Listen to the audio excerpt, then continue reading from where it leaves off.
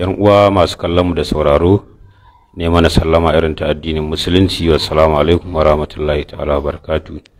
Kamar yanda sanarwa ta gabata, wannan tasha ta mai albarka Al-Iksai TV za ta kawo muku tattaunawa ta musamman tare da Khalifa Hamza wanda aka fi sani da mai Nana Fadima.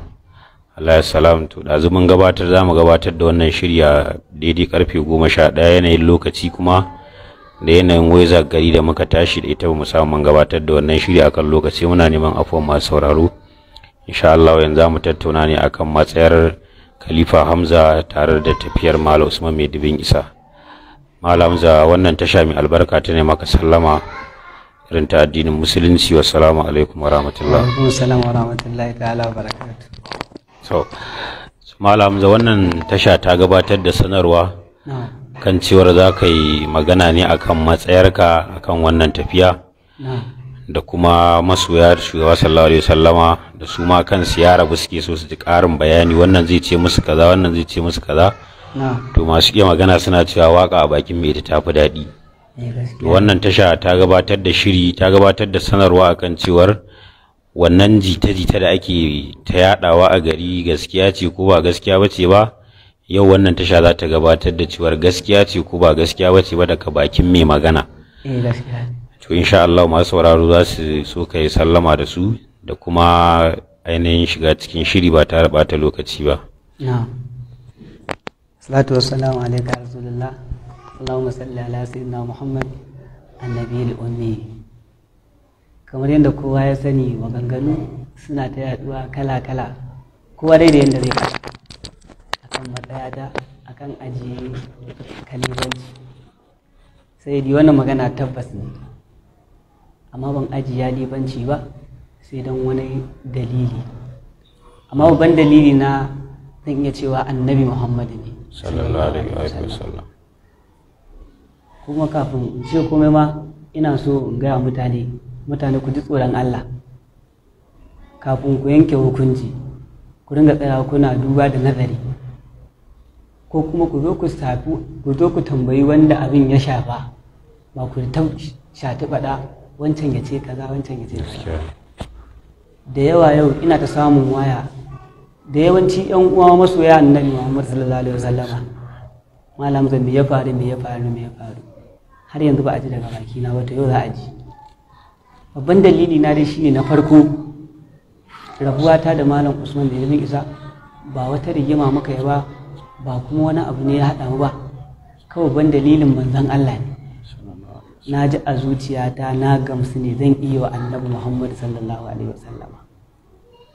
Kowa ya sani a garin nan, kamar yadda ya gamsu da cewa shi masoyin manzon Allah ne, har ya ɗauko yake wa manzon Allah aiki da ƙarfin gwiwa, to ni ma haka nake ji zan iya wa annabi Muhammadu. Masoya ku fahimta, duk wanda aka ce yana son manzon Allah, in dai soyayyar gaskiya yake, in aka ce masa annabi yau zai ji ya za a ya kai wani mataki. Misali matakin da nake faɗa cewa ya za a ya ji shi ma zuciyarsa ta ƙara karɓar annabi Muhammadu, ya ji aikin kansa ne ta kansa.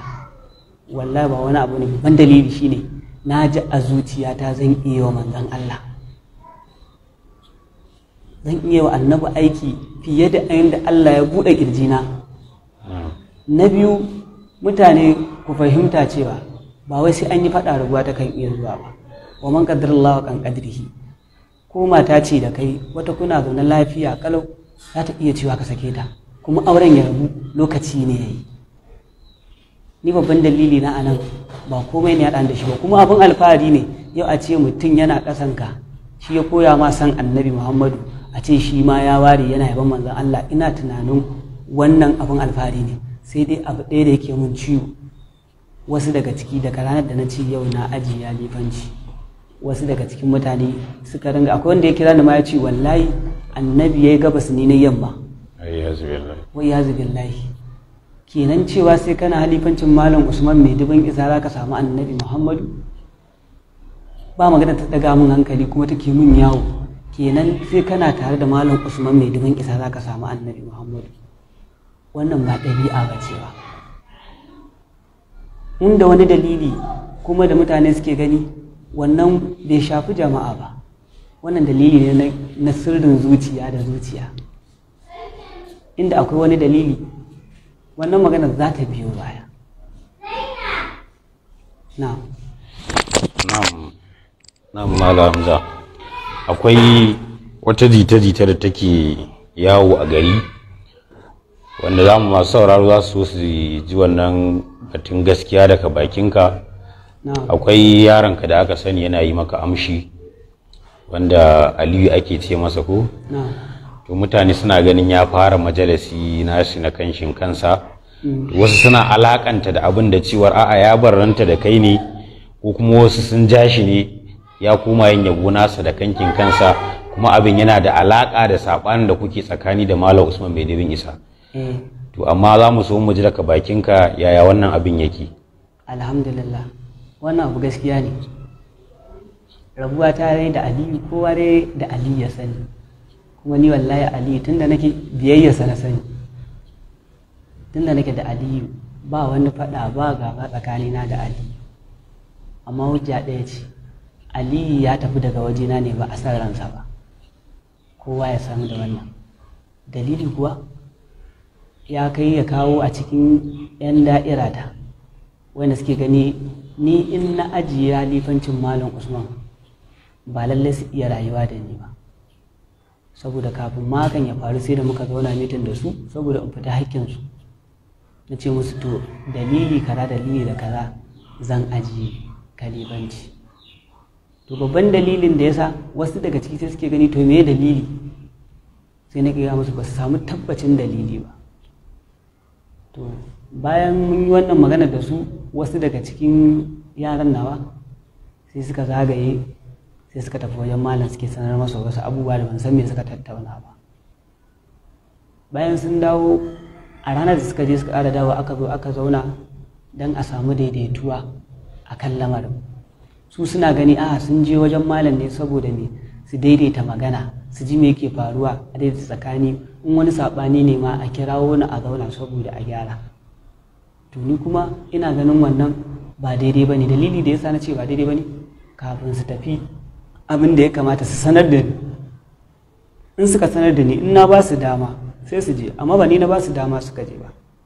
To bayan wannan an zo an zauna ana yin mitin, sai hayaniya aka samu rashin daidaito tsakani.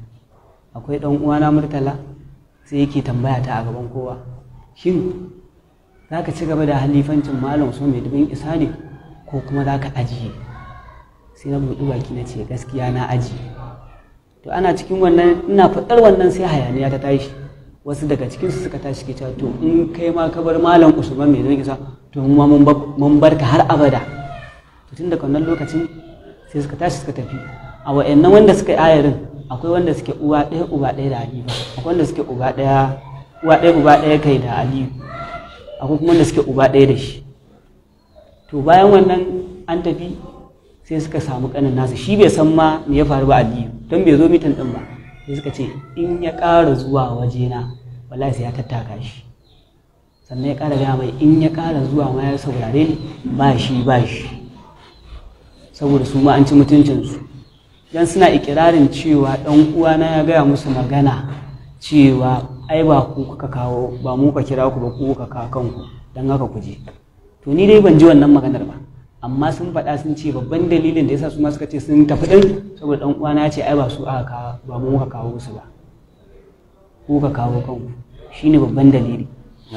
Kuma wannan dalili ni alhamdulillah farin ciki nake yi da wannan majalisin da Ali yake, saboda Aliyu ko me zai zama a rayuwa na san ni ne sila, kamar yadda ko me na zama a rayuwa na san Malam Usman din ne sila. Bana wa Aliyu bakin ciki, abin alfahari ne, kuma kullum ina mai addu'a Allah ya buɗe kirjinsa, Allah ya dafa masa akan wannan abu. Ni in na gan shi ma yana yi daɗi nake ji.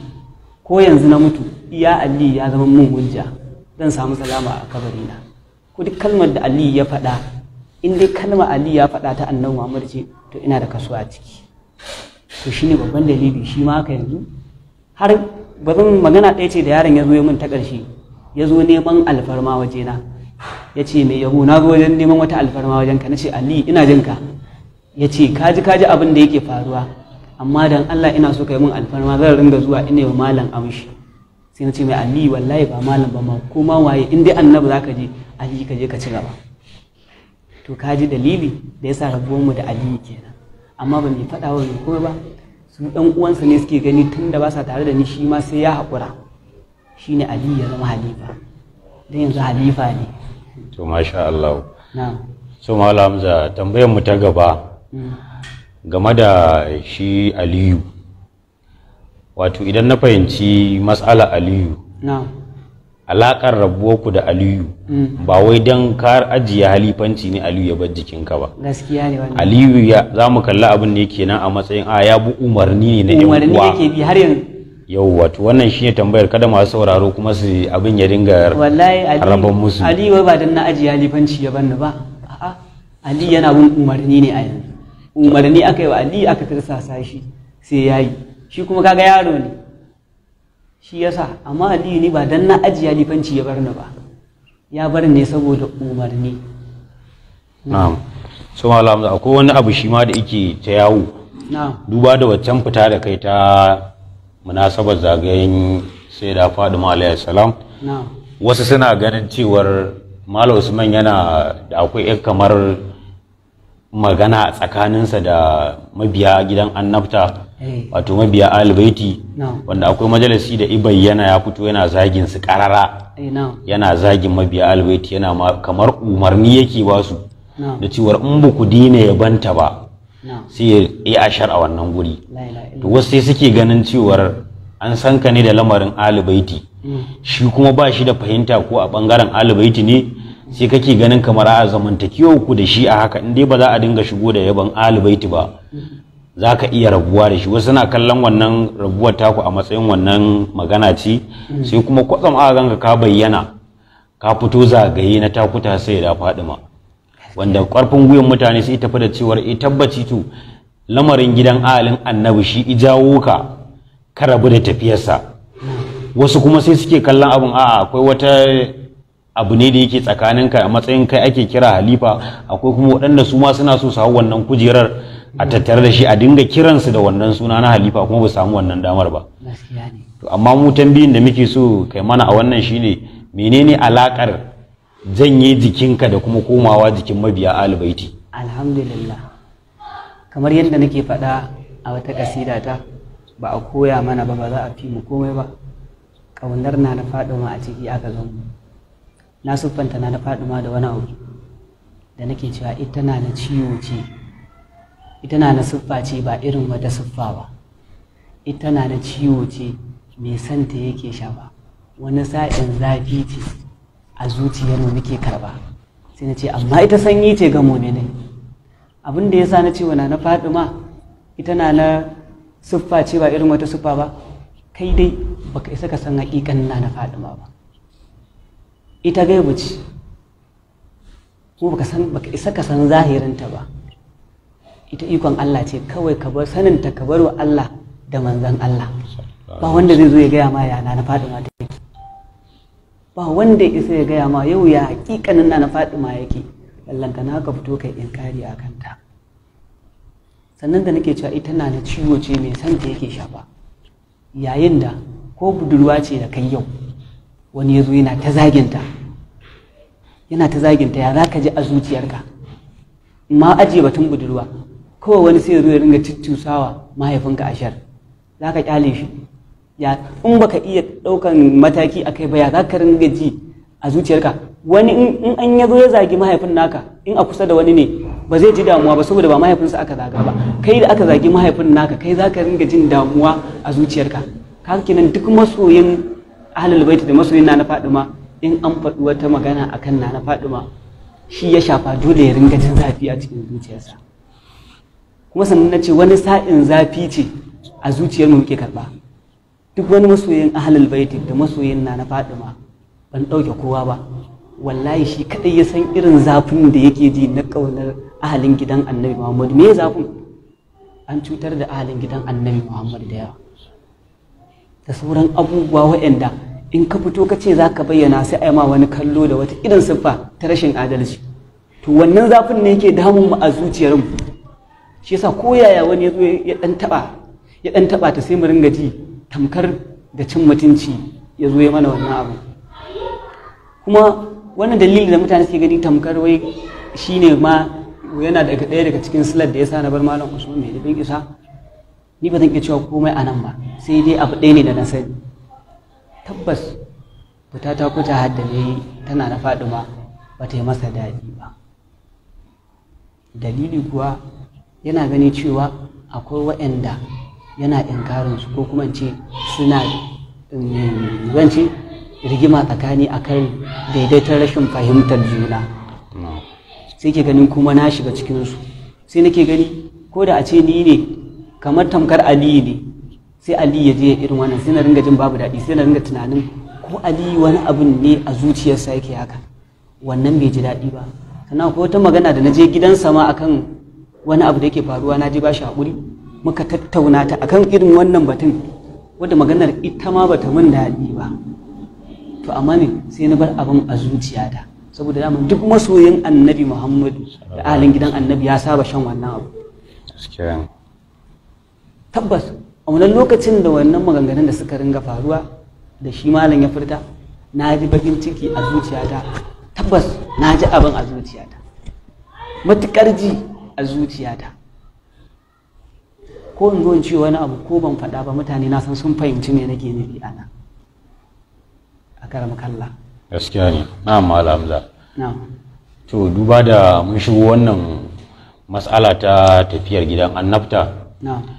Akwai wata ɗan tsokaci da za mu so Malam Hamza ya mana a kai, shine yanzu idan aka ce Malam Hamza ya ajiye halifancinsa, ma'ana baya tare da tafiyar Malam Usman Mai Dubin Isa, to mutane za su baza ido, za su ce a bari mu gani kuma gurin wa zai koma, a ko kuma ya zama shi ma shehin kansa ne. Domin akwai waɗanda na ji saƙon wani da yake lafazin cewar a za ka rabu da malam ne, duba da ana ganin ka fara alaƙa da mabiya gidan annabta, kuma ka fara alaƙa da tijjanawa. Wasu ma suna zargin cewar a tijjanawa ne suka jaka domin shi yana da saɓani da su, bari su jaka jikinsu. To tambayin da muke da neman haske da za a yi wa masoya shine menene gaskiyar batu na maganar cewar a ka rabu da malam kuma za ka koma jikin mabiya alibaiti ne, ko kuma za ka koma jikin yan uwa ne tijjanawa? Menene gaskiyar wannan magana? Kowa ya san Hamza a yanda yake, ni masoyin alibaiti ne tun ina tare da shi ma, tun ina tare da kai, tun kafin ma na san zan haɗu da shi, ni a haka na taso na ga ahalin gidan kakata suna, ni a ciki nake. Kuma duk wanda yake sanna na faɗi ma ya sani ni ɗan ciki ne,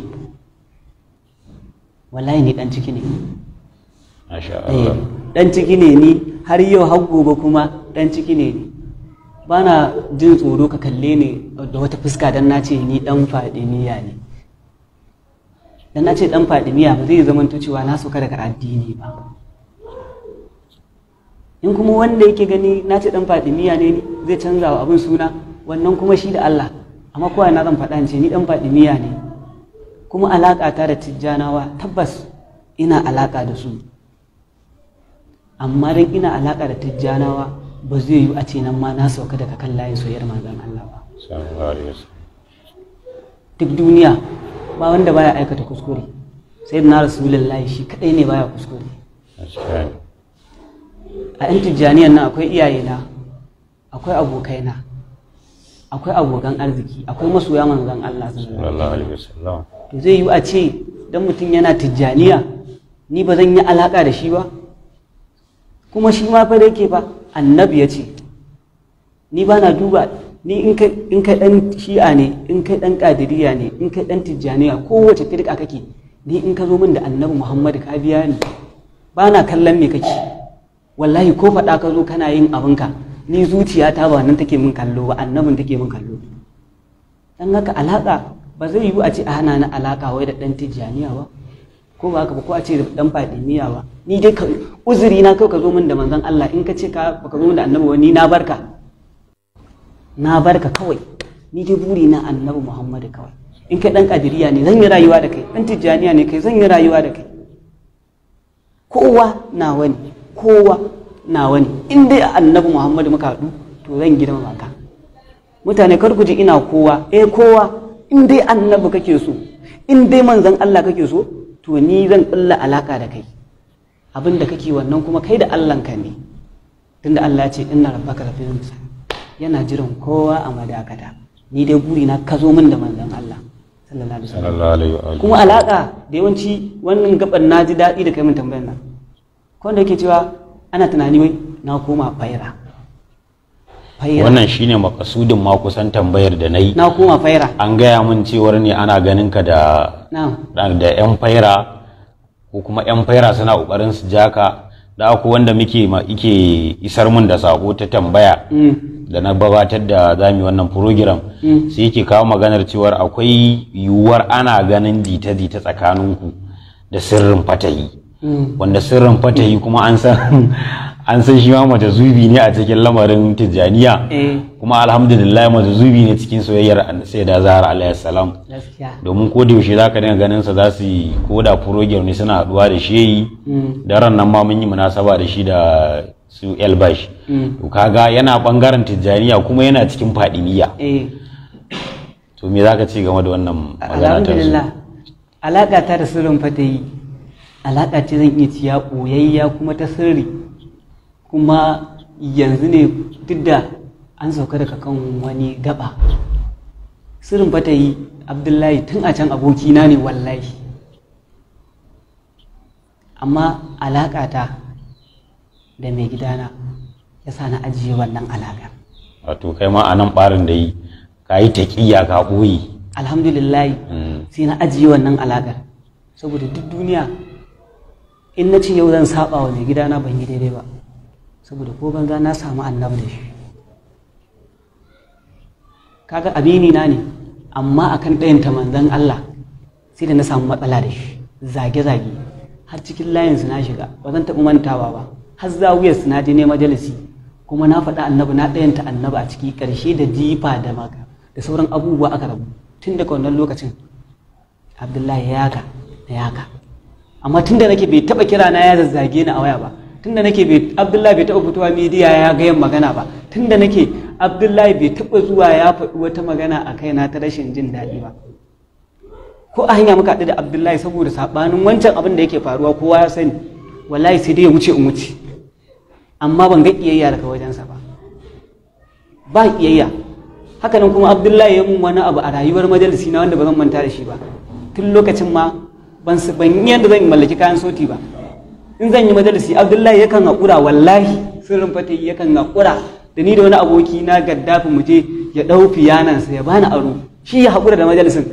Tun kafin ma wai Abdullahi a san Abdullahi kenan. Tun ma yana majalisin wannan lokacin zai iya ɗaukan fiyanan ya bani. Wallahi wannan akwai lokacin da na je amfani maulidi za su a wannan lokacin ya ɗau fiyanan ya bani. Maulidi fa za su yi na makaranta, amma ya ɗau fiyanan ya bani, yana girmama ni. Kuma duk wanda zai ce yau ba wanda zai iya kawo ma hoto ko kuma wani abu ya ce yau ga ni ga Abdullahi, in aka yaka an masa sharri, sai dai kawai muna girmama juna. Kuma duk wanda zai ce yau mun haɗu da Abdullahi a wani waje wai nake banta, a'a ya mun sharri, shi ma mai sharri, kuma Allah zai bi mana hakkin mu. Amma da tabbas Abdullahi abokina ne, ba wai da shi ba ma, akwai waɗanda yanzu suke faruwa suna nan sai in lissafa wajen su 10 a so close muke, komai tare muke yi, amma yayin da aka ce yau na zama halifa mai dubin isa, duka sai na manta ma da waye su waye su. Saboda me su abin da suka ɗauka su suke gani ya fiye musu daidai akan daidai, ni ko ban da gurumin da zan soke su akan wannan abin nasu, ni ma sai nake ganin hanyar da na ɗauka ita ce mafi daidai da ni, sai na fitar daga sabgar su ma suka fitar da suka sabga ta, ba cin mutunci ba tsana ba kyara tsakanina da su. Duk cikin su zan lissafa ma mutum 10 ne waɗanda an san su kuma ana jin su a yanzu kenan. Ka fahimce ni? To amma abin da yasa na kyale su na daina, duk bani ko lambar mutum ɗaya a ciki wallahi bani da ita, saboda me su waccan suna ganin su ne matafiyar daidai, ni ma ina ganin wancan shine matabbatata, su ma suna ganin can shine matabbatar su. Kaga bai kamata in musu hukunci akan abin da bani da ilimi akan shi ba. Ni dai na san matabbatata Annabi Muhammad ne, su ma matabbatar su manzon Allah ne, sai dai dan sabanin bambancin aqida.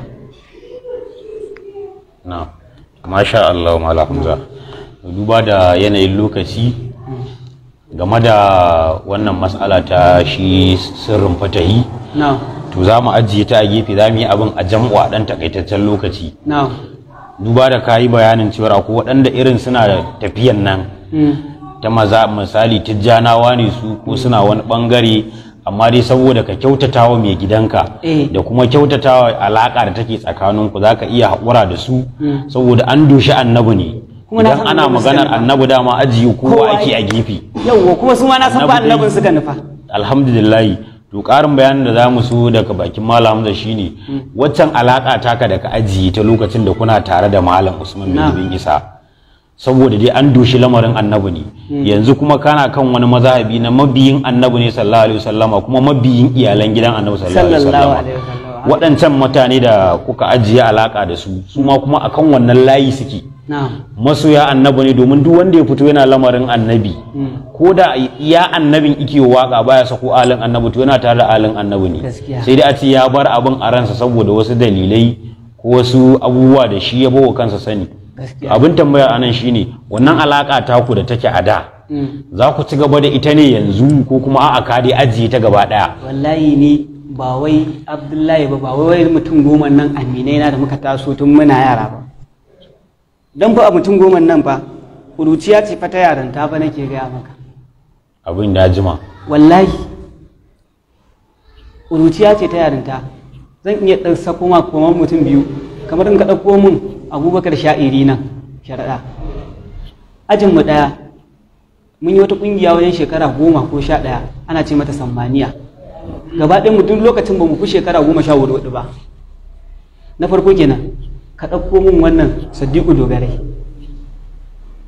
Dukansu Sadiku Dogarai muna da alaƙa da shi mai girma har yau har gobe, duk da abin da Sadiku yake, in na zo waje muka haɗu wajen yaban manzon Allah, Sadiku sai ya girmama ni be, ko baya nan sai ya ce ina ne yaban, amma ba amma Sadiku shi ma ya mun wannan ranar da zan je tun lokacin ana fama da bututu ma zan zo ya kone, Sadiku majalisin zai tafi, amma sai ya haƙura na gama majalisin zai tafi, baya rabu da gidan nan kullum. Haka nan sai Sha'iri, mutum biyu na ɗan taɓa ma kenan, sauran mutum 8 ɗin suna nan, kuma duk cikinsu ba wai su wayannan mutum 10 ba, duk wanda na sani a da, wai ko rigima nake, duk da na san ba rigima nake da su ba, sun sani ba gaba nake da su ba, sun san dalili, dukkansu ina amfani da wannan dama kowa ya haƙuri, ba wai su ba ma, duk wanda yake jin haushi na, in dai masoyin manzan Allah ne, kana riƙe mic kana yaban manzan Allah saboda wani dalili, to fa ni ba na fushi da kai, dukkan ku ba na fushi da ku, kowa na wani in dai a manzan Allah ne sallallahu alaihi wasallam,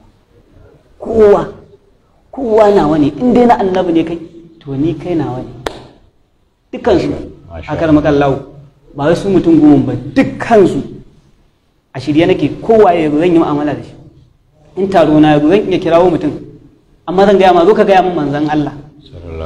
Ai akwai tsakaninmu da sha'irai akwai wani abu da muke wa kanmu alƙalanci, in muna da wata haƙida, in wani ya gayyace ni maulidi, to in na san aƙidarsa ga irin aƙidarsa, nakan yi amfani na yabi manzon Allah da irin aƙidarsa. To su ma na sani ko da gayyato su ne taron su, wallahi na san annabi da alin gida annabi za su gaya mun kawai su tafi, na san ba lallai su bayyana aƙidarsu ba, kawai ni dai na faɗa duk wani sha'irin annabi ina tare da shi, kuma ba ne ga kowa hasada. Dukkansu ni na ɗauka ma ni ba kowa ne, ni ƙarami, dukkansu sun fi ni komai da komai, ni ƙaninsu ne, ban iya komai ba, ban san ma me zan ce ba, su suke da abin faɗa. Wallahi zan iya durƙusawa, kai yanzu ba Aliyu ba ne, zan iya zuwa in durƙusa a gaban Aliyu in ne in ce Aliyu ban gane abu ba game da lamari, Aliyu sai ya koya. Duk ba matsala ba ce masoyin manzon Allah. Masha Allah, Allah ubangiji saka da alkhairi. Kuma wannan tafiya da aka ɗauko muna fatan Allah ubangiji sara ta rasirina rasulullahi, dama akan tafarkin ake. Mutane. Na'am. Duk wanda yake tunani yau na bar Malam Usman ne dubin isa saboda wata manufa, ko dan na samu kuɗi, ko dan na samu ɗaukaka, ko dan na samu wani abu, ko kuma dan an yi wani abu ba a yi min wani abu ba, shi yasa nake na bar shi, to wallahi mun shiru kuma ya dalci kansa. Akwai da yawa wanda suke mun kallo saboda ɗaukaka, saboda in samu kuɗi, saboda in yi kaza, saboda in yi ɗaukaka. Wace ɗaukaka ce da ta wuce ta manzon Allah sallallahu alaihi wasallam? gaskiya ne. A daidai wannan gaba malam da ka tuno min da wani abu. Akwai wani daga cikin mabiya annabi sallallahu alaihi wasallama ya taɓa min wannan maganar kan cewar Hamza yana farkon saɓaninku da ake ganin jita-jitar za ku rabu tun a baya kusan shekara kenan. Sai yake nuna cewar kamar akwai Malam Usman ya taɓa ma alƙawari ne na za ka je Saudiya zai baka kujera kuma abin bai yiwu ba, sai suke ganin kamar saboda wannan abu ne iza mana kuma kuka fara takun saƙa da shi. Banda abinsu ko da a ce yau Malam Usman zuwa ya bani tikiti ya ce gobe yau Hamza gobe nake so ka tafi, in annabi bai kira ni ba ban isan tafi ba, sai Allah ya ɗora rayuwa ta. Gaskiya ne. Ba shine dalili ba. Kuma Madina da ya zo ya alƙawari lokaci ne bai ba. Lokaci ne bai ba. Me yiwa dab nake da tafiya, me yiwa har na mutu ma ba za ni ba. Kuma shine aka fi ni san annabi kenan. Wasu annabi. Ba shine dalili ba wallahi. Ba shi bane ba. Ina so mutane su fahimci cewa wannan sanin wai ka ji kwakwafi ka ji ma wai ne dalili tsakanina da shi duk bai shafi kowa ba. Ni dai kawai babban dalilin da na sani na ji zan iya wa manzan Allah na gamsu. Alhamdulillah. Shi ne babban dalili na. Alhamdulillah. Na ji zan iya wa manzan Allah na gamsu da zan iya. Don haka kawai ma ya ƙara tambaya ta dalili don ba zai ji ba. Masha Allah. Kuma Malam za a gurguje duba da yanayin lokaci. Tambaya ta ƙarshe da za mu yi ita ce game da kasidu da ake bugawa. Wasu ana ɗan yin remis haka da na shi Malam Usman mai dubin isa ko irin an je munasaba ta majalisi ya ka kuma walidi a haukan kasidarsa. Ya matsayin wannan kasidin yanzu suke a gare ka? Za ka ci gaba da hawan su ne ko kuma a'a za ka wadatu ne da iya waɗanda ka buga su a kankin kanka? Gaskiya masu yana buya waƙar dai Malam Usman mai dubin isa na ajiye ba wai don ba na jin annabi da su ba. Na ɗau layi zan yi wa annabi da iyayen da Allah ya bani basira ta, ko da kowa ba zai saurara ya ji ba, da iya abin da Allah ya tare mun a kirjina zan iya, kuma na ɗauko zan yi. Buri na annabi ji, ba buri na mutane da yawa su tare su tattara su ji ba, wala ko da kowa ba zai ji yabon ba. To da wannan waƙoƙin da Allah ya tare mun su a kirjina da hikimar da Allah ya bani da su zan ci gaba da yabon manzon Allah sallallahu alaihi wasallam. Sannan kuma akwai application da muke yi na waƙoƙi ne wajen guda 40 daga nuna za su fito nan da ba da jimawa ba. Kuma mutane ku sani ba wai majalisi na daina ba, majalisi yanzu na fara yansa, majalisi ina yi kuma ban daina ba, yanzu na fara.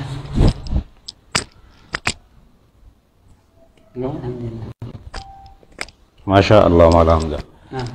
Duba da yanayin lokaci za mu so mu ji wani fata za ka yi wa su mabiya alibaiti, ma'ana waɗanda suka ɗayanta da kasidin sai da Fadima da imma 12. Duba da yanzu dagar ta jiyo za ka shiga cikinsu ne ka'in da na'in. Wani duk ƙorafi da zai biyu baya duk wani abu ka ji ka aminta za ka shiga, domin shi tafiya ta alin gidan annabi masu iya magana suna cewar kamar kwalaba ce za a zuba ma ita akan hanya a ce kuma ta nan ake so ka taka. Domin wasu na kallon tafiyar mazhabin gidan alibaiti diri take da dufana, tafiya ce wacce in ka hau wannan jirgi ka tsira, to haka shi ma yanzu tafiya alibaiti take, in ka bi alibaiti ka tsira. To amma tana da kalubale wanda ba shi da kowa ba shi da komai, za ga in ya zaɓi layin alibaiti in yana da mai gida za a iya raba shi da shi, wani za a iya hada shi da yan uwansa, wani za a hada shi da kowa, domin ana ganin kana furta cewar kai masoyin sai da Fadima ne ko Imamu Hassan ko Imamu Hussein zuwa imma 12. Wani zai kalle ka matsayin kawai ka sauka daga wani bagire ma na mabbin Annabi sallallahu alaihi wasallama ka koma mazhabin yan Shi'a. Gaskiya ya za ka yi jan hankali ga mutane akan wannan matafiya? Mutane su sani cewa soyayya na Fadima ba a ba rago. Duk wanda ka ji ya ce yau ni ina son na Fadima to jarumi ne, sai ka yi haƙura da jalala da rashi da maganganu da yawa. To masoya annabi mu yi haƙuri, mu ne a saman kowa, saboda mu muka ce muna son manzo Allah sallallahu alaihi wasallam. Annabi ce ba ku bare ni da komai ba illa ku so ahalin gidana. Haka muna mazhaba ta kan daidaici yauwa. Sannan kuma abin da annabi Muhammad ya ƙara faɗa yace abdu wa auladukum ala salatitan hubbu nabiyyukum wa hubbu al-baiti wa qira'atul qur'ani. Annabi da ya fara faɗa cewa ku labtar da 'ya'yanku abubuwa guda uku, na farko sai ce sona, sannan na biyu ya ce ahalin gidana, na uku sai ya ce karatun alkur'ani. To ya kamata masoya annabi Muhammadu da ahalin gidan annabi mu kula da wani abu guda ɗaya. Da mun kullum a kula muke, kada mu ringa yin yaban na Fatima wai dan a ce wai mu ne. Mu sa ikilasi a zuciyarmu, kuma mu ƙi ji, mu ƙi gani, mu ƙi me zan iya cewa ne, mu toshe kunnenmu akan duk abin da za a faɗa. Mu dai mu nufi abin da muke, duk inda muka nufa mu tunkari inda muke so mu ci. Masha Allah, masha Allah. Haka lamarin alim gidan duba da yanayin lokaci dai, abu na ƙarshe da za mu duba a kansa shine ya yanayin fitar ka zai zama na bana. Shin za ka fita zagayen takuta hani ko ba za ka samu fita ba? Gaskiya ba shirin wannan, saboda yanayin da ake ciki yanzu ka san yadda rayuwa ta koma, ba shirin wannan. Sai dai a nan ina so in yi amfani da wata gaba guda ɗaya zuwa ranar takuta. Duk wani sha'irin annabi Muhammadu ina mai fatan alkhairi, Allah ya sa yanda za a hau a sauka lafiya. Mu ma muna nan gida in Allah da za mu yi takuta mu muna kallon komai da komai. Allah ya ƙara wa annabi darajoji. Sannan masoya annabi, a ƙarshe ina so na ba wa sha'irai yan uwana wata shawara. Mu so junanmu, mu daina wa junanmu kiyayya. Yayin da aka ce Allah ya ɗaga ɗaya daga cikinmu, mu ci tamkar mu ya ɗaga. Kada Allah ya yi fifita wani mu ringa ji a zuciyarmu don me Allah zai haka, uwa mun yi wa Allah butulci ne. In abu ɗan uwanmu ya samu wata ɗaukaka, mu taya shi murna, mu fi shi son, mun fi shi son sama fiye da yadda yake son ɗaukaka, sai mu ga mun zauna daidai. Wallahi in muka kiyaye wannan abubuwan za mu zauna lafiya. Allah ya ƙara wa annabi darajoji. Amin ya rabbi, amin ya Allah. To masu kallon mu da sauraro, duba da yanayin lokaci anan muka kawo ƙarshen wannan tattaunawa, kuma wannan tasha ta Al-Kisa'i TV tana gabatar muku da wannan sako ne kai tsaye. Akwai kuma dama ta idan an kammala wannan shiri za a sauke shi, duba da mutane da ba sa hawa online za su iya samun sa a kafafenmu da ke kafafen sada zumunta na Al-Kisa'i TV. Ni da na shirya wannan shiri da Yabu Sani Abubakar wanda aka sani da Alfadimi. A kusa da ni akwai abokin aiki na Malam Ibrahim Jakul Fara. Mune wa masoya sayyidina Rasulullahi sallama irin ta addinin musulunci. Wassalamu alaikum warahmatullahi.